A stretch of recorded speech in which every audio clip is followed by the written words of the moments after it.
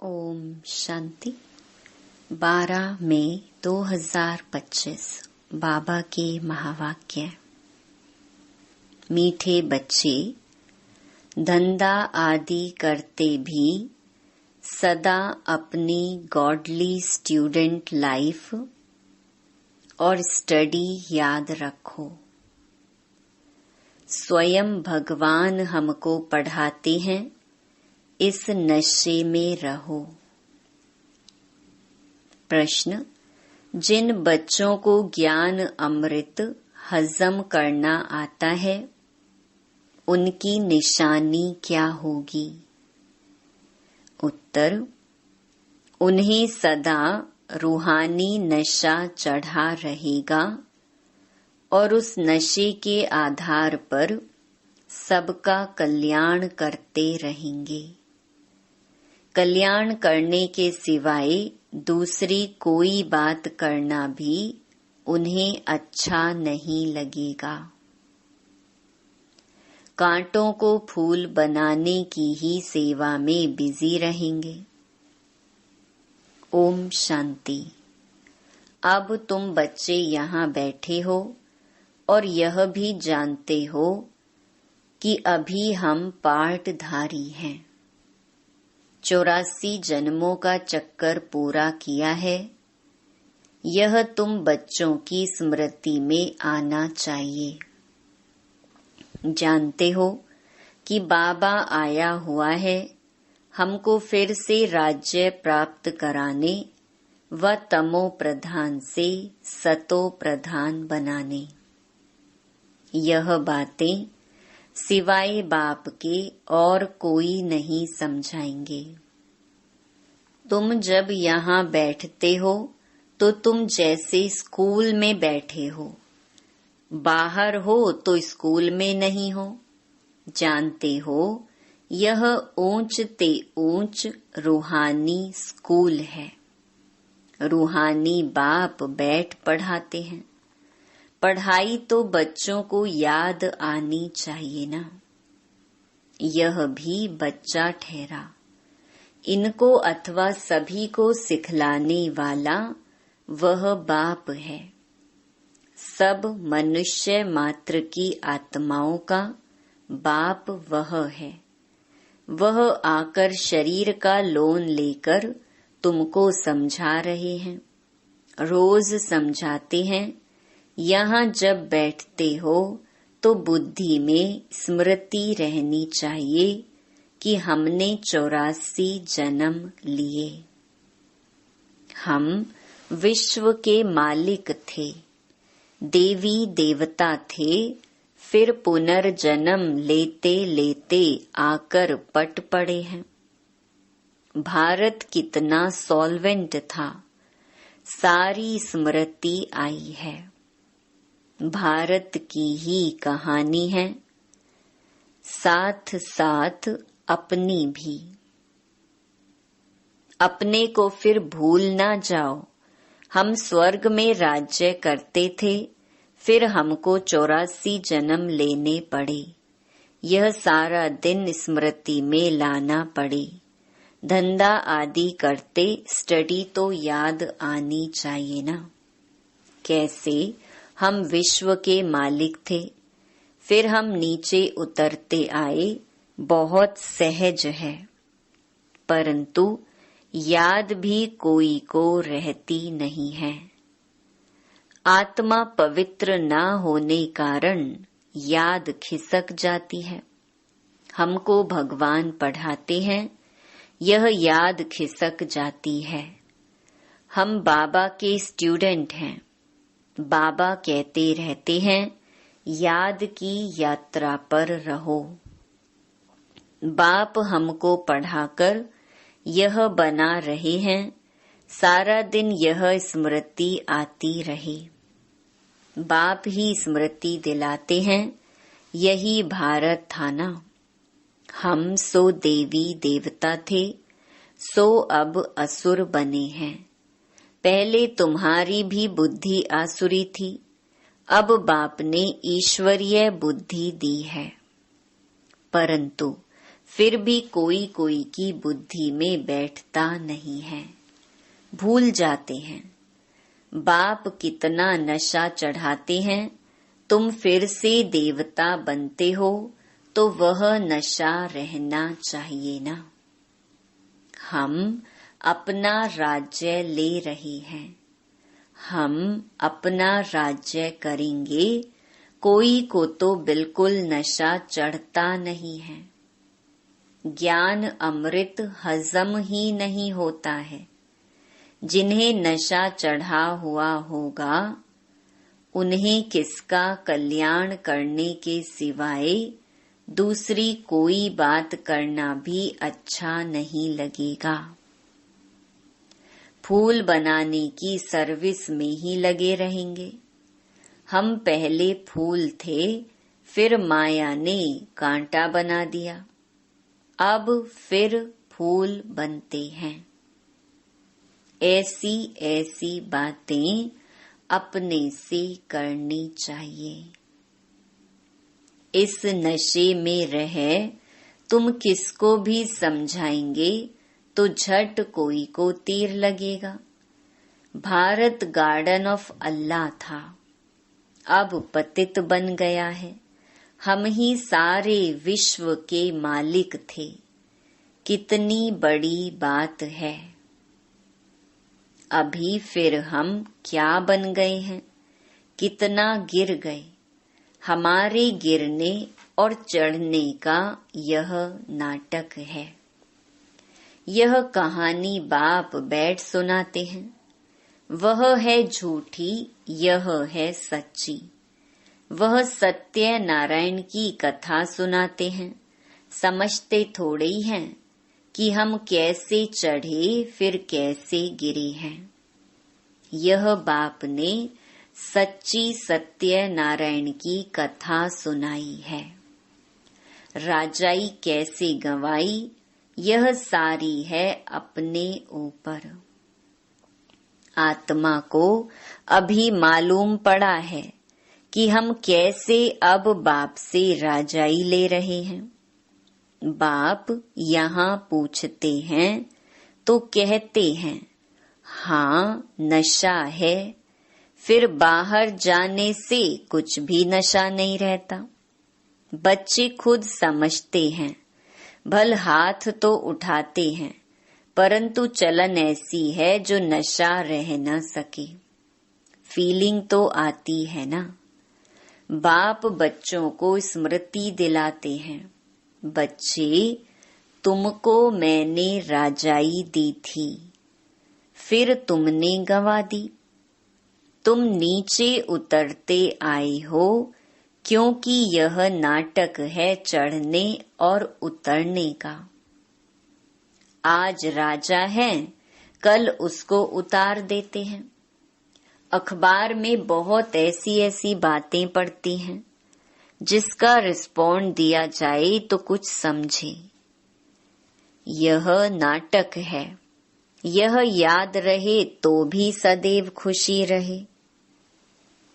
बुद्धि में है ना, आज से 5000 वर्ष पहले शिव बाबा आया था, आकर राजयोग सिखाया था, लड़ाई लगी थी। अभी यह सब राइट बातें बाप सुनाते हैं। यह है पुरुषोत्तम युग। कलयुग के बाद यह पुरुषोत्तम युग आता है। कलयुग को पुरुषोत्तम युग नहीं कहेंगे, सतयुग को भी नहीं कहेंगे। आसुरी संप्रदाय और दैवी संप्रदाय कहते हैं। उनके बीच का है यह संगम युग। जबकि पुरानी दुनिया से नई दुनिया बनती है, नई से पुरानी होने में सारा चक्कर लग जाता है। अभी है संगम युग। सतयुग में देवी देवताओं का राज्य था, अब वह है नहीं। बाकी अनेक धर्म आ गए हैं। यह तुम्हारी बुद्धि में रहता है। बहुत हैं जो 6-8 मास 12 मास पढ़कर फिर गिर पड़ते हैं, फेल हो पड़ते हैं। भल पवित्र बनते हैं परंतु पढ़ाई नहीं करते तो फंस पड़ते हैं। सिर्फ पवित्रता भी काम नहीं आती। ऐसे बहुत सन्यासी भी हैं। वह सन्यास धर्म छोड़ जाए गृहस्थी बन जाते हैं, शादी आदि कर लेते हैं। तो अब बाप बच्चों को समझाते हैं, तुम स्कूल में बैठे हो। यह स्मृति में है हमने अपनी राजाई कैसे गंवाई, कितने जन्म लिए। अब फिर बाप कहते हैं विश्व के मालिक बनो। पावन जरूर बनना है। जितना जास्ती याद करेंगे उतना पवित्र होते जाएंगे, क्योंकि सोने में खाद पड़ती है। वह निकले कैसे? तुम बच्चों की बुद्धि में है। हम आत्मा सतो प्रधान थी, 24 कैरेट थी। फिर गिरते गिरते ऐसी हालत हो गई है। हम क्या बन गए? बाप तो ऐसे नहीं कहते कि हम क्या थे। तुम मनुष्य ही कहते हो हम देवता थे। भारत की महिमा तो है ना।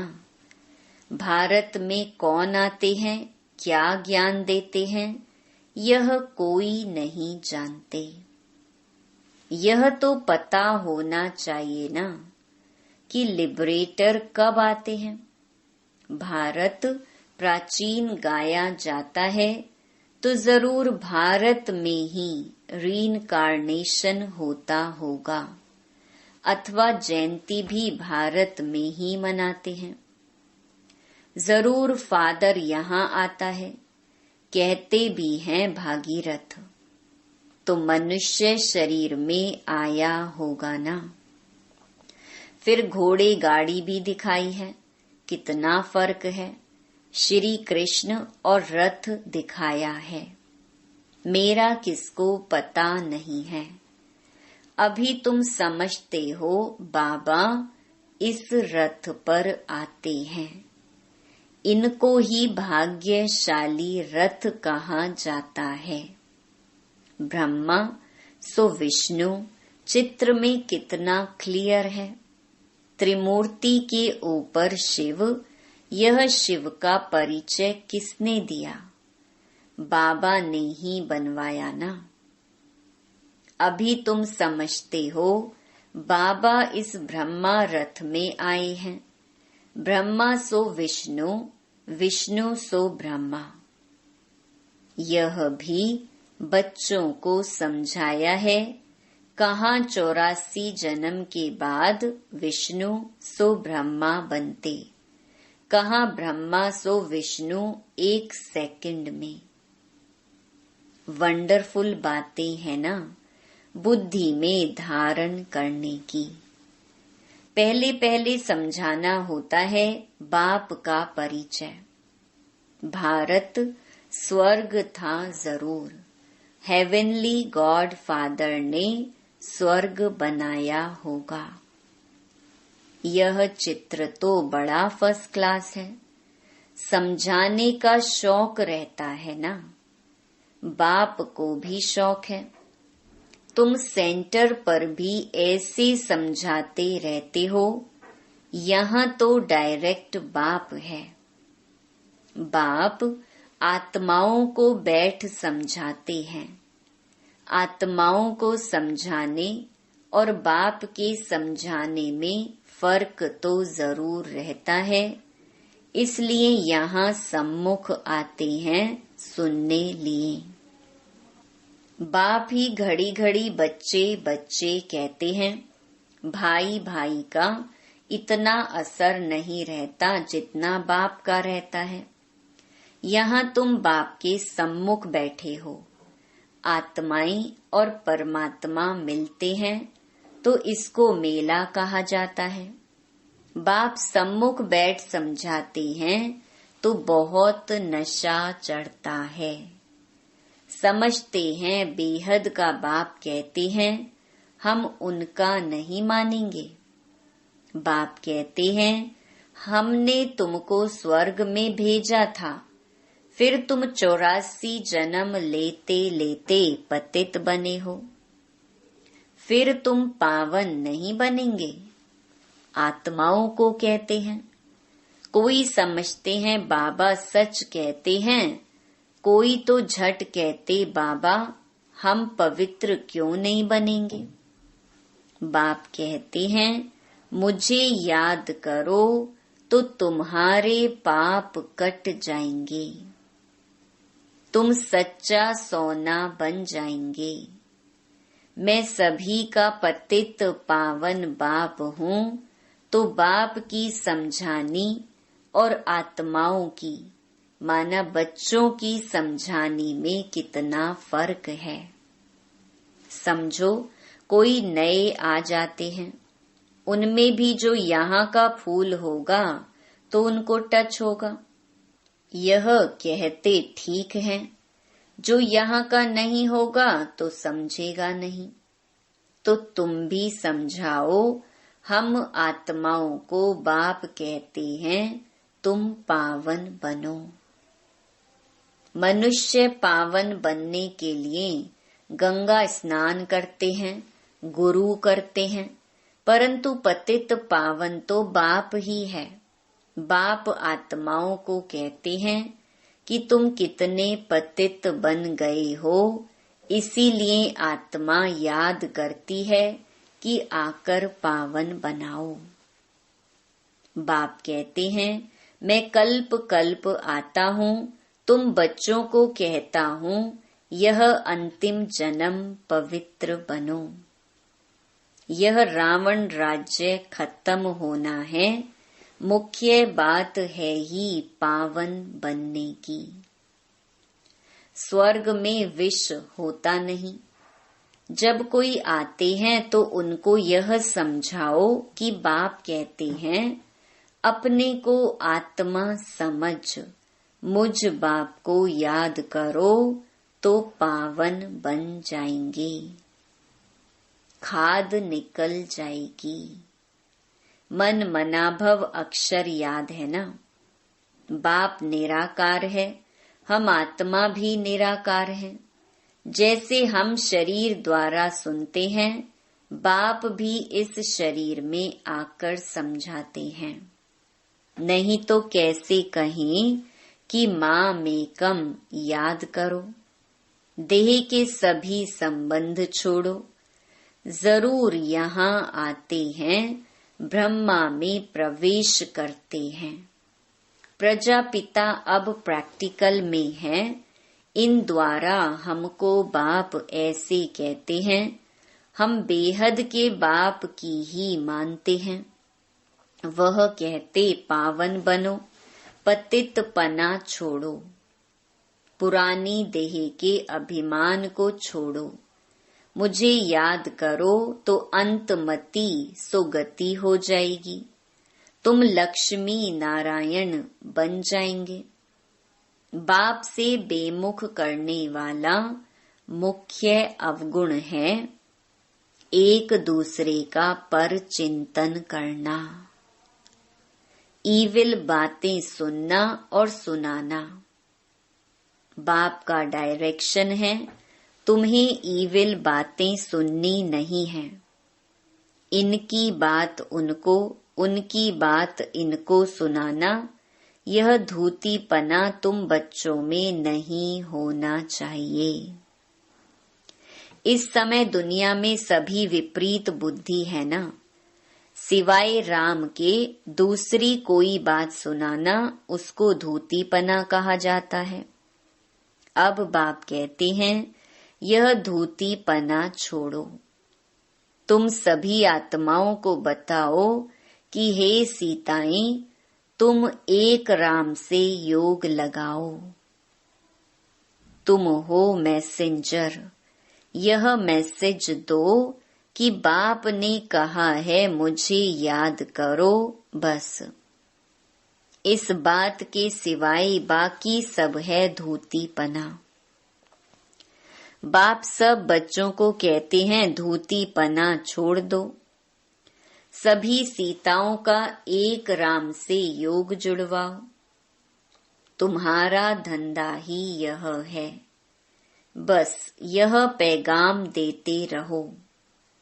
बाप आया हुआ है, कहते हैं तुमको गोल्डन एज में जाना है, अब इस आयरन एज को छोड़ना है। तुमको वनवास मिला हुआ है, जंगल में बैठे होना। वन जंगल को कहा जाता है। कन्या की जब शादी होती है तो वन में बैठती है, फिर महल में जाती है। तुम भी जंगल में बैठे हो, अब ससुर घर जाना है। इस पुरानी देह को छोड़ना है। एक बाप को याद करो, जिनकी विनाश काले प्रीत बुद्धि है, वह तो महल में जाएंगे, बाकी विपरीत का है वनवास, जंगल में वास है। बाप तुम बच्चों को भिन्न भिन्न रीति से समझाते हैं। जिस बाप से इतनी बेहद की बादशाही ली है, उनको भूल गए हो तो वनवास में चले गए हो। वनवास और गार्डन वास, बाप का नाम ही है बागवान। परंतु जब कोई की बुद्धि में आए, भारत में ही हमारा राज्य था, अभी नहीं है, अभी तो वनवास है, फिर गार्डन में चलते हैं। तुम यहाँ बैठे हो तो भी बुद्धि में है, हम बेहद के बाप से अपना राज्य ले रहे हैं। बाप कहते हैं मेरे साथ प्रीत रखो, फिर भी भूल जाते हैं। बाप उल्हेना देते हैं, तुम मुझ बाप को कहाँ तक भूलते रहेंगे। फिर गोल्डन एज में कैसे जाएंगे? अपने से पूछो, हम कितना समय बाबा को याद करते हैं। हम जैसे कि याद की अग्नि में पड़े हैं, जिससे विकर्म विनाश होते हैं। एक बाप से प्रीत बुद्धि होना है। सबसे फर्स्ट क्लास माशूक है, जो तुमको भी फर्स्ट क्लास बनाते हैं। कहाँ थर्ड क्लास में बकरियों मिसल ट्रैवल करना, कहाँ एयर कंडीशन में, कितना फर्क है। ये सब विचार सागर मंथन करना है तो तुमको मजा आएगा।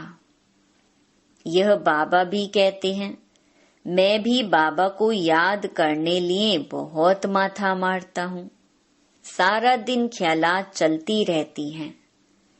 तुम बच्चों को भी यही मेहनत करनी है। अच्छा, मीठे मीठे सिकीलधे बच्चों प्रति मात पिता बाप दादा का याद प्यार और गुड मॉर्निंग। रूहानी बाप की रूहानी बच्चों को नमस्ते। धारणा के लिए मुख्य सार। पहला, किसी को भी एक राम माना बाप की बातों के सिवाय दूसरी कोई भी बातें नहीं सुनानी है।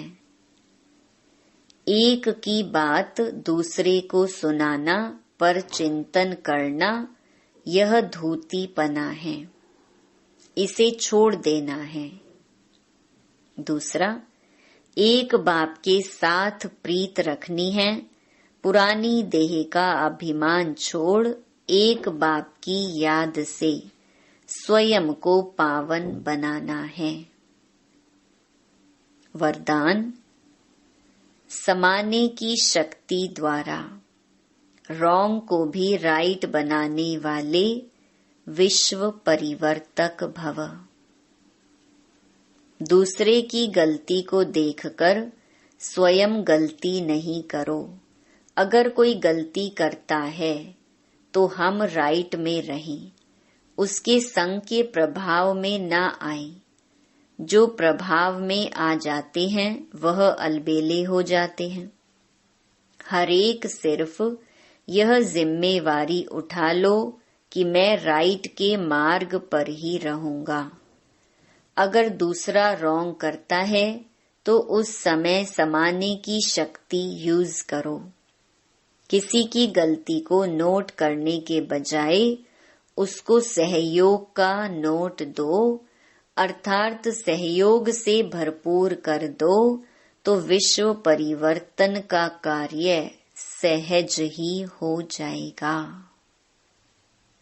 स्लोगन: निरंतर योगी बनना है तो हद के मैं और मेरेपन को बेहद में परिवर्तन करो। अव्यक्त इशारे रूहानी रॉयल्टी और प्योरिटी की पर्सनैलिटी धारण करो। वर्तमान समय के प्रमाण फरिश्तेपन की संपन्न स्टेज के व बाप समान स्टेज के समीप आ रहे हो। उसी प्रमाण पवित्रता की परिभाषा भी अति सूक्ष्म होती जाती है। सिर्फ ब्रह्मचारी बनना ही पवित्रता नहीं, लेकिन ब्रह्मचारी के साथ ब्रह्मा बाप के हर कर्म रूपी कदम पर कदम रखने वाले ब्रह्माचारी बनो। अच्छा, ओम शांति।